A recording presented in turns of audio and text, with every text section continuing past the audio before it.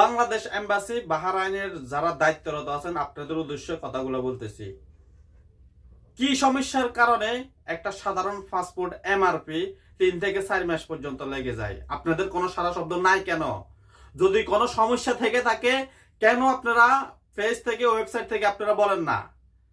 আগে তো দেখতাম যে আপনাদের সময়ের কোনো কমতি ছিল না।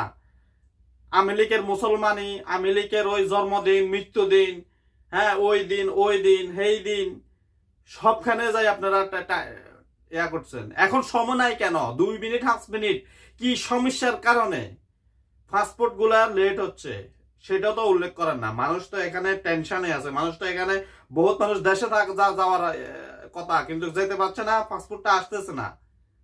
একটা পাসপোর্ট রেনু করতে কতদিন লাগে? কতদিন? আর যদিও আভ্যন্তরীণ কোনো সমস্যা হয় বাংলাদেশে, তাও তো ক্লিয়ার করতেছেন না। এই মানুষগুলো যাবে কোথায়?